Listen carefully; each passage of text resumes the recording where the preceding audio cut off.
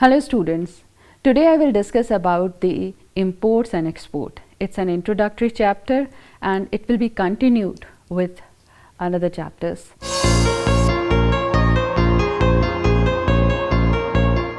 After discussing this chapter, you will be able to understand about the import, export in trade, import trade, export trade, Entrepot Trade, salient features of import and export in international trade, why import and exports are needed in international trade, what are the factors responsible for import and export in international trade, advantages of import and export, limitations of import and export, negative impact of modern scale of import export in international trade, and mesmerizing growth.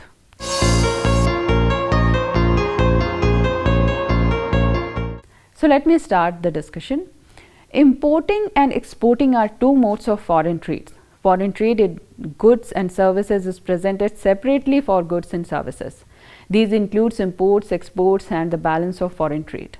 The total imports and exports as well as the balance of foreign trade are presented in form of goods and services summaries. Now you may be thinking, what is exporting? Exporting is the process of selling goods and services from one country to another country. Now the question arises, what is importing? Importing, on the other hand, refers to the act of purchasing foreign goods and bringing them into one's home country. Additionally, it is classified as direct and indirect.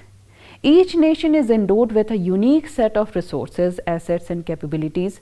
For example, some nations are endowed with natural resources such as petroleum, timber, fertile soil and valuable metals and minerals, while others are deficient in these resources.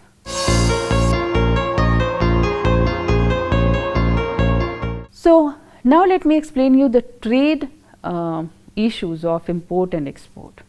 International trade occurs when products are exchanged between two or more countries.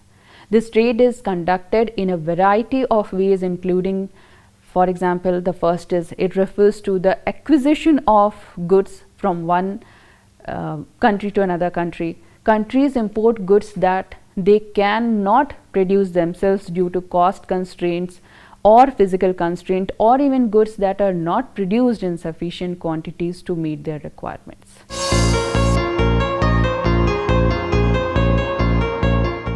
Second aspect is export trade. It refers to the export of goods to another countries. This trade involves the export of goods.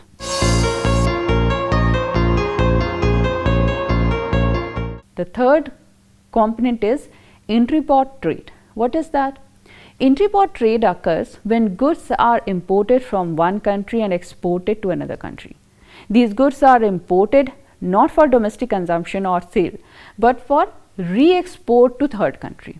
Thus, the import of foreign goods for purpose of export is referred to as Entrepot Trade. I hope now you are able to understand what is import, export, what is how it is related to the international trade, what is Entrepot Trade. So the salient characteristic of import and export in international commerce. This is a very important topic which you should understand. There are different issues.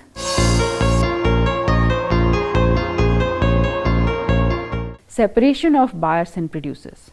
While producers and buyers are from the same country in the inland trade, they are not in foreign trade.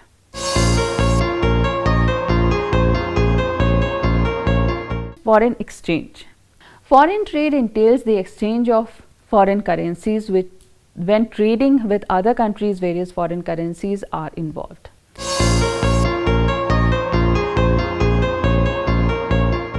Third is limitation. Import and exports are subjected to variety of restrictions imposed by various countries. In most cases, imports are subject to numerous import duties and restrictions imposed by importing countries. Similarly, various rules and regulations must be followed when exporting goods.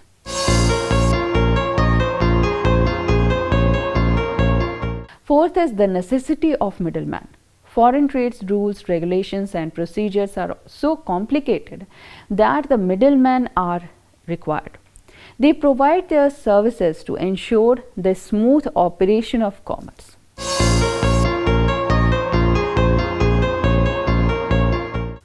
Another important factor is risk factor.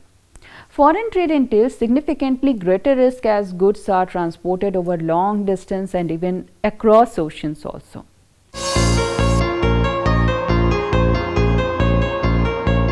Another important factor is comparative cost law. Now you may be thinking, what is this comparative cost law?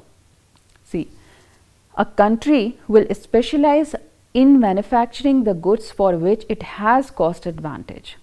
These goods are exported. On the other hand, it will import goods that are more expensive or lack a distinct advantage. So this is known as a comparative cost advantage.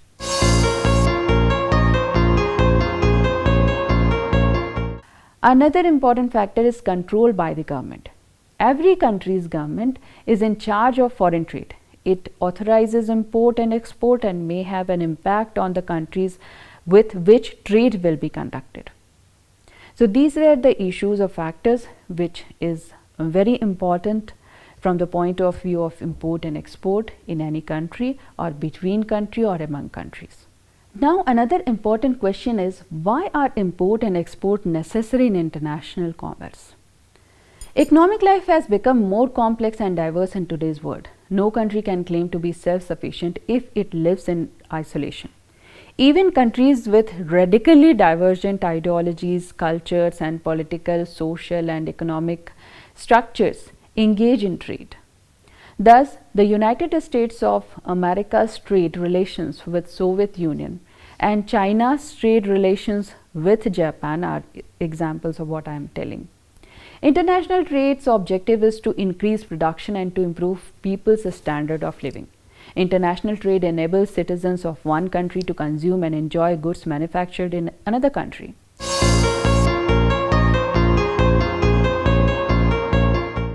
Import and export factors in international trade. This is there are different points which I will explain under the import and export factors in international trade. First factor is decreased reliance on local market. While your domestic market may be struggling due to economic pressures, going global provides immediate access to virtually unlimited range of customers in areas with more money available to spend, and because different cultures have varying wants and needs, you can diversify your product range to capitalize on these differences.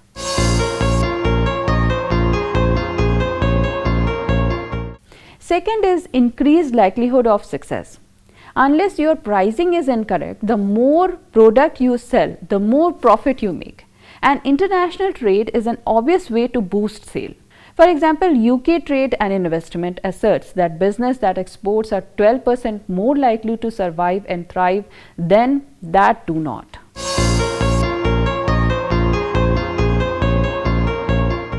The third factor is enhanced efficacy. Enhanced efficacy profit from the economies of scale that exporting your goods can provide, expand internationally and profitably utilize any excess capacity in your business, smoothing the load and avoiding the seasonal peaks and troughs that are bane of the production manager's existence.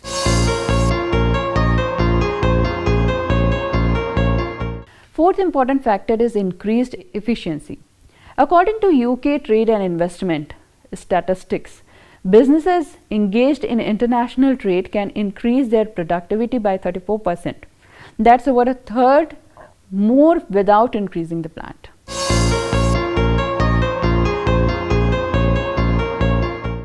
Economic benefits profit from currency fluctuations. Export when the pound sterling is undervalued in relation to other currencies and reap the tangible benefits. However, a word of caution: be aware of import tariff in the country to which you are exporting and keep an eye on the value of sterling. You don't want to be caught off guard by a sudden increase in the pound's value, or you risk losing all the profit you have worked so hard to earn. So these are the important factors which you should take into consideration.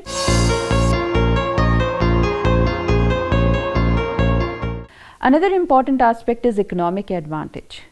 Because you are exporting to a broader customer base, you will also receive a broader range of feedback on your product, which can result in tangible benefits. Indeed, again, I will quote to UKTI statistics, which says that businesses believe that exporting results in innovation, and innovation is very important aspect. An increase in the development of groundbreaking product to solve problem and meet the needs of a broader customer base. You won't believe that 53% of businesses surveyed indicated that their overseas trade has resulted in the development of new product or service.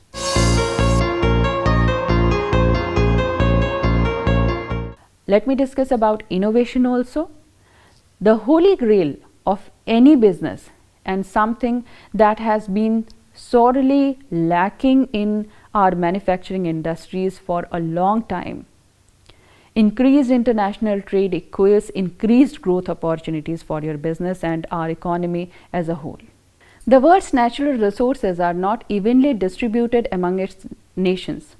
The world's countries have varying amounts of natural resources and differ in terms of climate, minerals, and other factors.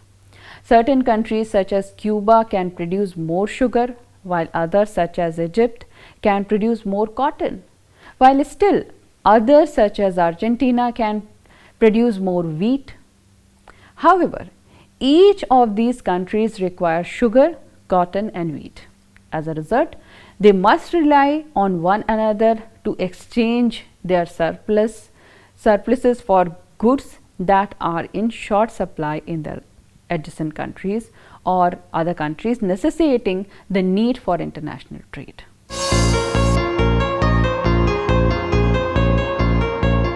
Now, another important aspect is uneven distribution of natural resources.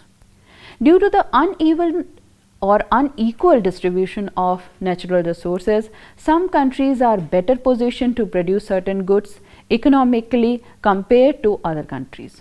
However, they are geographically disadvantaged in terms of producing other goods. They specialize in producing goods for which they have a natural advantage, such as raw material, labor, technical know-how, or climatic conditions, and obtain other goods in exchange for these goods from other countries.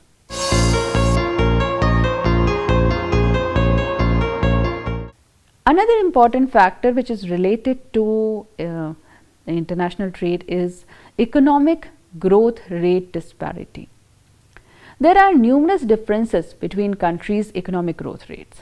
Some countries are developed, as you know, while other countries are developing.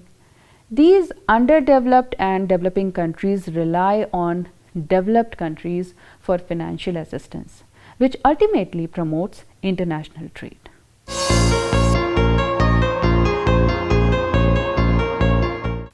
Now, after discussing so many issues, aspects, I think that now you may be understanding the different aspect of importing and exporting. So, next I will explain you the benefits of importing and exporting. It is one of the simplest way to enter global commerce, and import and export create enormous employment opportunities. Second, it requires less investment in terms of time and money when compared to other modes or global trade entry. It is less risky than other methods of entering international business. Because no nation can be completely self-sufficient, imports and exports are critical for a country's functioning and growth. This can assist countries in gaining access to the world's best technologies, products, and services. It provides greater control over the trade than establishing a market does, and the risk is significantly lower.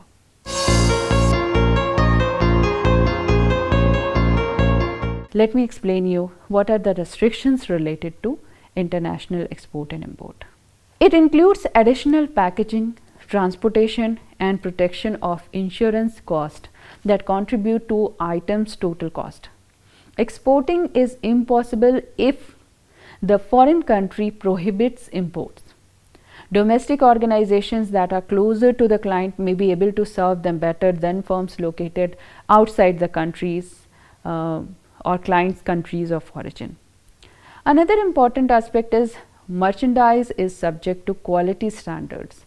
Any low grade merchandise exported will reflect poorly on country's reputation and will result in negative remark about the country.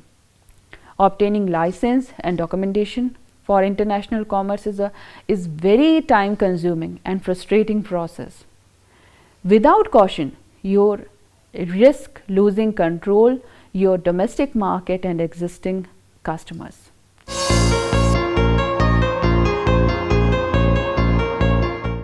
So after the limitations, let me also explain you the negative consequences of modern import-export scale in international trade. Trade may result in the indiscriminate exploitation of natural resources, especially in developing countries. Trade has resulted in a resource transfer from developing to developed countries. Second aspect is that trade also contribute to environmental degradation through indiscriminate resource exploitation and the relocation of polluting and hazardous industries in developing countries for the benefit of developed world. Third is that the deterioration of developing countries term of trade result in large income transfer from developing to developed countries. Additionally, international trade may have a demonstration effect in developing countries. The term demonstration effect, this is coined by NERCs, refers to the proclivity of poor people to imitate the lifestyle of the wealthy. It is a term used in international economies to refer to the tendency of developing countries' citizens to adopt the consumption habits of advanced country citizens by importing luxury goods. So what is the negative side of this? This may have negative social and economic consequences. How? It may also have some beneficial effects. It can help developing countries develop their domestic industries. Another significant negative effect of trade is referred to as the backwash effect. What is this backwash effect? Unregulated imports have the potential to destroy or damage some of the developing countries' domestic industries, particularly I am talking in terms of the small scale industries that are unable to compete with the developed countries, and also with the well developed industries in the developed countries. For example, India has a perplexing policy of reserving many items for the small scale sectors while permitting their import. Recent trade liberalization has harmed many developing countries' agriculture, often subsistence sectors, despite the developed world's agriculture sector being heavily protected. Globalization and free trade are now affecting developed countries adversely, as well owing to the competitive advantage that developing countries enjoy in the production of a wide variety of products. Additionally, trade results in the introduction of pupil and cola cultures to developing countries with significant social consequences. Two major reasons for the lack of remarkable growth improvement as a result of least developing countries' trade are the absence of preferred competition and the resulting distortion of commodity and factor price also. And second is the absence of full employment. What I mean to say is that due to existence of not only surplus labor but also surplus productive capacity. For these reasons, a balanced assessment of the effects of international trade on development must include some significant disadvantages of free trade for LDCs, all more so given that these issues can have significant implications for trade policies.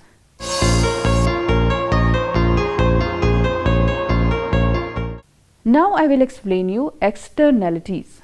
The statistic theory of comparative advantage overlooks the critical fact that majority of the market in LDCs are inherently imperfect. This implies that the Pareto optimality conditions are violated. Market imperfections result in unfavorable outcomes. Private cost and benefits are distinct from social cost and benefits primarily because economic externalities exist. Any reliance on market policies in such an environment can result in the emergence of a pattern of trade that is largely incompatible with both countries' relative social cost and long-term development goals. For example, if the growth of industry causes significant physical environmental damage.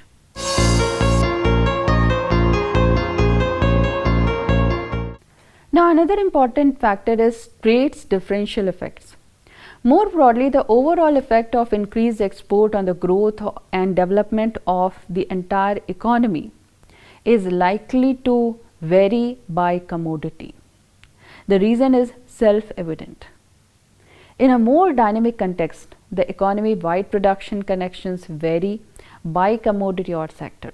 Certain industries such as steel, coal, power, or oil may act as a leading sector or growth pole for the entire economy, while others such as primary products may act as a lagging sectors with little or no linkages effect outside their sectors.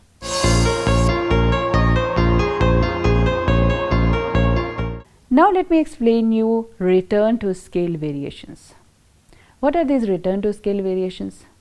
Return to scale may also vary between commodities. This means that while the LDC is unlikely to have a relative advantage in particular product because the domestic market is too small to support cost-effective production, a comparative advantage may exist in the same product at a higher level of output. Similarly, a product may have a relative cost advantage at the time of manufacture but suffers from diminishing returns to scale. As a result, its export potential may be quite limited.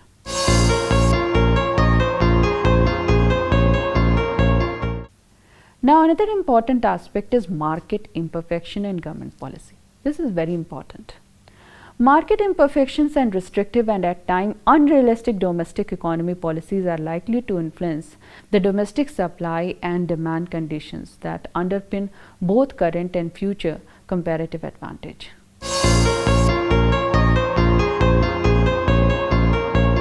Apart from that, unequal distribution of trade gains. Finally, the way market operates and the characteristic of traded goods differ between developing and developed countries. As a result of these disparities, the industrialized countries capture a disproportionate share of the benefit of trade. Were such that differences frequently result in greater reliance on developed countries by least developed countries. This is a significant source of potential development difficulties for countries such as India, Pakistan, and Bangladesh, which have a colonial history and enclave economic structure.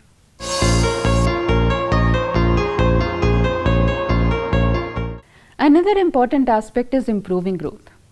I would like to quote J.N. Bhagwati here. J.N. Bhagwati has even argued that a larger country's ability to produce the products it exports could actually make it worse off. This process is referred to immeserising growth, or in other words, mesmerizing growth. By increasing its capacity to produce food as an export good, the large country expands its export supply. What I mean to say is expand its willingness to trade. This results in a decrease in the relative price of food on global market. Simultaneously, this results in an increase in the relative price it must pay for automobile imports.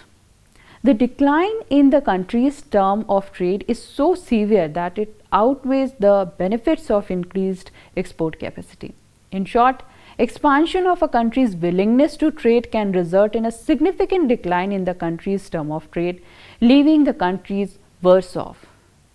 Without a doubt, the majority of trade gains in the past have occurred to developed countries.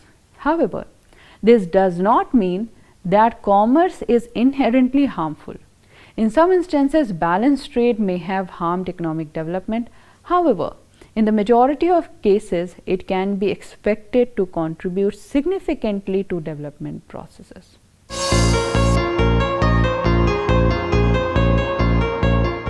Another aspect which is known as Dutch illness. Now you may be thinking, what is this new concept? Booming primarily exports may fail to stimulate development due to a phenomenon known as the Dutch disease, in which the term of trade deteriorates. This issue was first identified in Netherlands in 1960s when significant natural gas reserves were discovered. The subsequent export boom and balance of payment surplus accelerated the purpose of new prosperity. Rather than the Dutch economy suffered during 1970s from rising inflation, declining manufacturing exports, lower rates of income growth, and rising unemployment.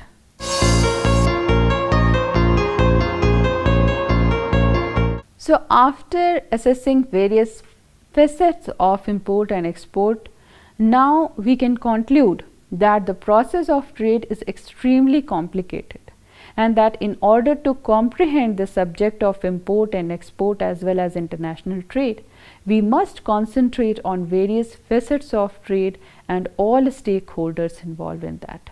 And also, today I explained different aspects, different issues related to import and export, as well as I also explained the limitations, the benefits, and the negative side of import and export. So, all these issues should be analyzed together while understanding the total structure or status of import and export of any region or any country at international level.